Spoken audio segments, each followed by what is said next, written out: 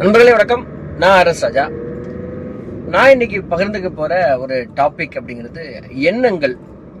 இந்த எண்ணங்களை பத்தி நிறைய நம்ம பார்த்துருப்போம். அதாவது எண்ணங்கள்ல ரெண்டு வகை எண்ணங்கள் இருக்குங்கிறது எல்லாருக்குமே தெரியும். ஒன்று நேர்மறை எண்ணங்கள், இன்னொன்று எதிர்மறை எண்ணங்கள்.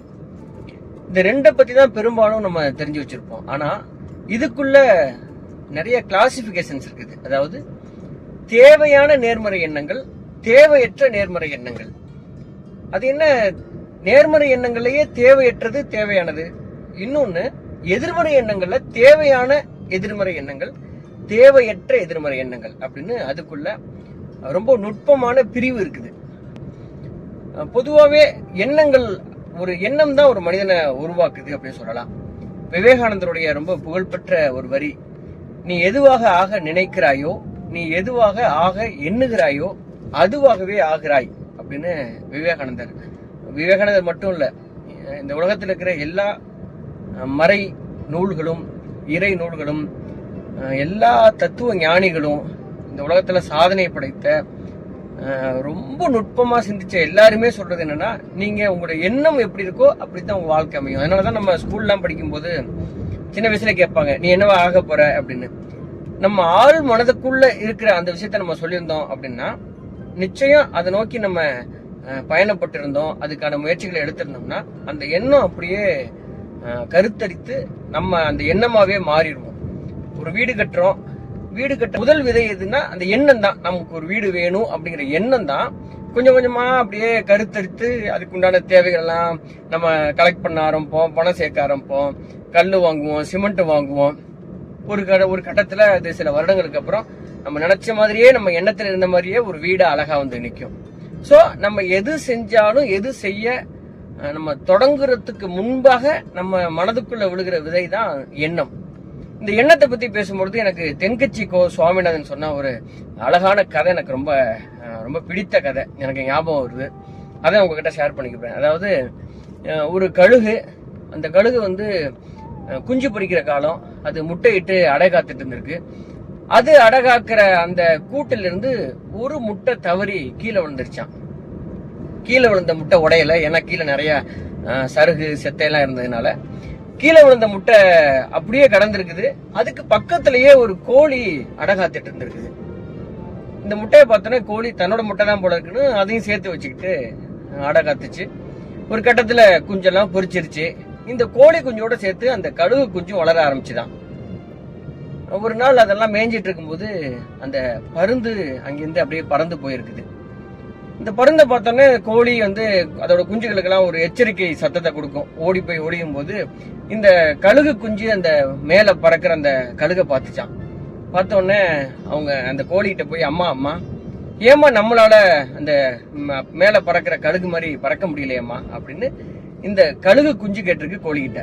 உடனே கோழி சொன்னிச்சான், இல்ல இறைவன் வந்து நமக்கு அந்த பவரை கொடுக்கல, அது கழுகுக்கு தான் கொடுத்துருக்கிறாரு அப்படின்னு. இந்த கழுகு குஞ்சு சொன்னிச்சான், இல்லம்மா எனக்கு வந்து அந்த மாதிரி பறக்க முடியும்னு தோணுது, நான் அப்ப நான் பறந்து பார்க்கட்டுமா அப்படின்னு கேட்டுச்சான் கோழிகிட்ட.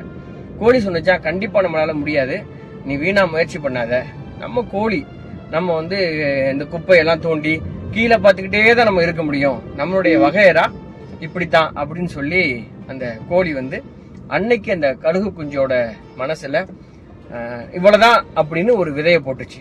அன்னையிலிருந்து அந்த கழுகு சாகுற வரைக்கும் ஒரு கோழி போலவே குப்பையெல்லாம் நோண்டி சாப்பிட்டுக்கிட்டு அப்படியே வாழ்ந்து செத்துருக்குது. இந்த கதையை சொல்லி முடிச்சுட்டு தென்கட்சி கோ சுவாமிநாதன் சொல்றாரு, நம்ம எண்ணங்கள்ல கூட நம்ம ஒரு கழுகு மாதிரி பயங்கரமான திறமை பெற்ற தனித்துவமான நிறைய ஆற்றலோட இருக்கிற நம்ம சில கோழி மாதிரியான நபர்கள் நம்மளை என்ன நம்ப வச்சிடறாங்கன்னா, நம்மளால முடியாது, நமக்கு அந்த பவர் இல்லப்பா, கடவுள் நமக்கு கொடுக்கல, ஏதோ இந்த வாழ்க்கையில பிறந்துட்டோம், இப்படியே இருந்து செத்துற வேண்டியதான் அப்படிங்கிற மாதிரியான எண்ணங்களை நம்முடைய மனதுல விதைக்கிறாங்க. அதை உண்மைன்னு நம்ம நம்பி அப்படியே டிராவல் பண்றோம். அதனாலதான் கடைசி வரைக்கும் அந்த கோழி மாதிரியே குப்பையெல்லாம் தோண்டிட்டு அதுக்குள்ளே இருந்து மடிஞ்சு போயிடுறோம். எண்ணங்கள் எவ்வளவு முக்கியம் அப்படிங்கறத நம்ம இந்த கதை மூலமா நம்ம ரொம்ப ஸ்ட்ராங்காவே உணர்ந்து கொள்ளலாம். எண்ணங்கள் வந்து ரொம்ப நேர்மறையா இருக்கணும் அப்படிங்கறதுல யாருக்கும் இந்த மாத்து கருத்து இருக்க முடியாது. ஆனா நேர்மறையா திங்க் பண்ணுங்க, பாசிட்டிவா திங்க் பண்ணுங்க அப்படின்னு சொல்லிக்கிட்டே இருக்காங்களே, பாசிட்டிவா திங்க் பண்றதுனா என்ன? முதல்ல நமக்கு நிறைய பேருக்கு இந்த குழப்பம் இருக்கும். பாசிட்டிவா திங்க் பண்றது என்ன அப்படின்னு. ஒரு நாள் காலையில் நம்ம எந்திரிக்கும் பொழுதே நம்முடைய மனசுக்குள்ள 1000 விஷயங்கள் உள்ள ஓடும்ல.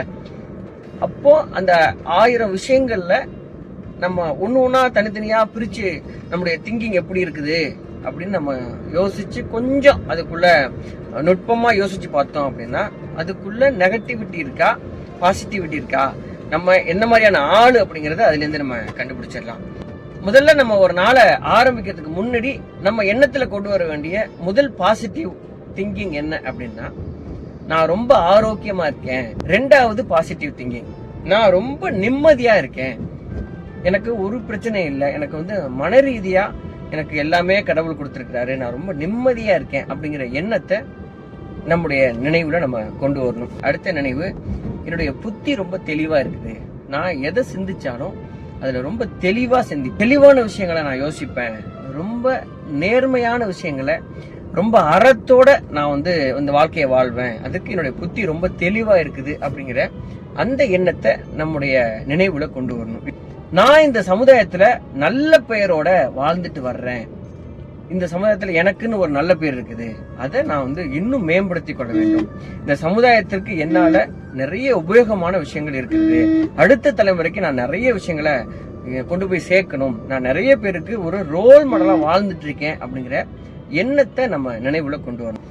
நான் ரொம்ப இனிமையானவன் அப்படிங்கிற எண்ணத்தை நம்மள நினைவுல கொண்டு வரணும். அப்படி கொண்டு வரும்போது என்ன ஆகும்னா, நம்மள ரொம்ப கேவலப்படுத்தி நம்மள வளர விடாம தடுத்தவங்க மேல கூட நமக்கு ஒரு கருணை, ஒரு அனுதாபம், அவங்க மேல கோபமே வராது. ஏதோ ஒரு சிச்சுவேஷன்ல அவங்க பண்ணிட்டாங்க, நம்ம அதுக்காக அவங்கள அப்படியே அவங்க பண்ண அதே விஷயத்த நம்ம பண்ண வேண்டியது இல்லை. நான் ரொம்ப அப்படிப்பட்டவன் கிடையாது, நல்ல மரம் நல்ல கனியை தான் கொடுக்கும் அப்படின்னு சொல்லி பைபிள்ல கூட ரொம்ப ஒரு புகழ்பெற்ற வரிகள் உண்டு. அதனால நான் இனிமையானவன் அப்படிங்கிற எண்ணத்தை ரொம்ப ஸ்ட்ராங்காவே நம்முடைய மனதுல பதித்து கொள்ளணும். அப்படி பண்ணும்பொழுது நம்மளால வேற ஒரு கசப்பான விஷயங்களை நம்மளால ரியாக்ட் பண்ணவே முடியாது.